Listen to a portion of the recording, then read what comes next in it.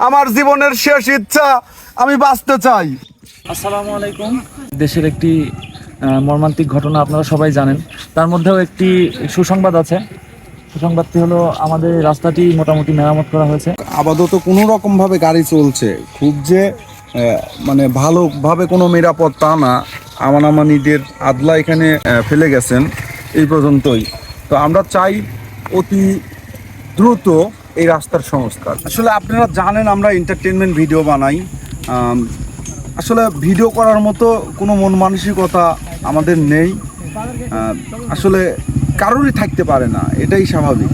আসলে এত বড় একটা ঘটনা নিষ্পাপ পান, কিন্তু এখানে আসলাম যে এখানে একটু হলেও মানে অল্প একটু হলেও যে হচ্ছে একটু প্রতিকারই বলবো, কারণ এখন কষ্ট করে হলেও মানুষ একটু মানে যাতায়াত করতে পারছে, এটাই আর কি। তখন তো আসলে এই পরিস্থিতি তখন এই পরিস্থিতিও ছিল না। আপনারা তো দেখতেই পাচ্ছেন যে আমি সেখানে একদম তলিয়ে গেছি। যে একটা হৃদয় বেদরক ঘটনা, এটা আসলে মানে কি বলবো, একজন মানুষ হিসেবে আসলে মেনে নেওয়া খুবই কষ্টকর। একটা প্রতিবেদন দেখলাম, সেখানে একটা ছোট ছেলে ক্লাস 3-তে পড়ে, সে তার বন্ধুকে বাঁচাইতে গেছে। হ্যাঁ, সেও দগ্ধ, বাইরে ছিল।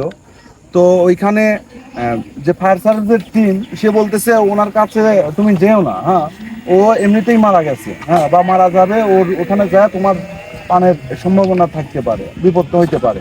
কিন্তু ওই ছেলেটা ছোট্ট ছেলে, ক্লাস 3-তে পড়ে, ও শোনে নাই।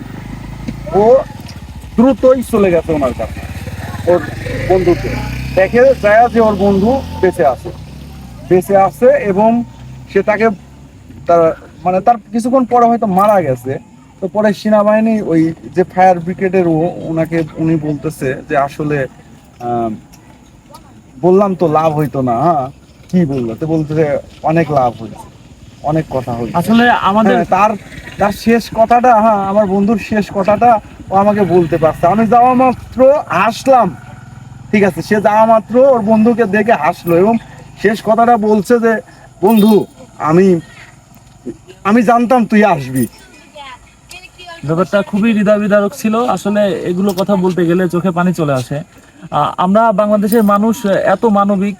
আপনারা আমাদের ভিডিওটা দেখার পরে আপনারা এত সহযোগিতা করেছেন, যার কারণে আমাদের সাইকুলার এই রাস্তাটা বহুদিন যাবত এই অবস্থায় পড়েছিল। অনেকে অনেক রকম তদবির করার পরেও রাস্তাটা ঠিক হচ্ছিল না। অনেক জ্ঞানীগুণী মানুষরা আপনারা কমেন্ট করেছেন, আমরা দেখেছি, আপনারা ভালো খারাপ মন্তব্য করেছেন। তারপরেও আমাদের একটাই পাওয়া, সেটা হচ্ছে যে এরপরে আমাদের রাস্তাটা কিছুটা হলেও সংস্কার হয়েছে। কারণ আপনাদের বাজে কমেন্ট বা আপনাদের মন্তব্যে তো আমাদের কিছু যায় আসে না।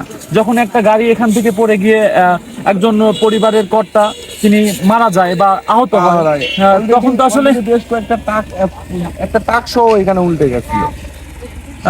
এগুলো আসলে আপনারা না দেখলে হয়তো বুঝতে পারবেন না। আপনাদের এলাকায় যদি এরকম কোনো রাস্তা থাকতো বা আপনাদের বাড়ির সামনে যদি এরকম কোনো ঘটনা ঘটতো, তাহলে অবশ্যই আপনারা ব্যাপারটা বুঝতে পারতেন যে আসলে এটা কত দুঃখজনক। আপনাদের সহযোগিতার জন্য অনেক ধন্যবাদ। আগামী দিনে আরো অনেক কাজ করতে চাই সামাজিক মানবিক কল্যাণে। আপনারা সবাই আমাদের সাথে থাকবেন ইনশাআল্লাহ।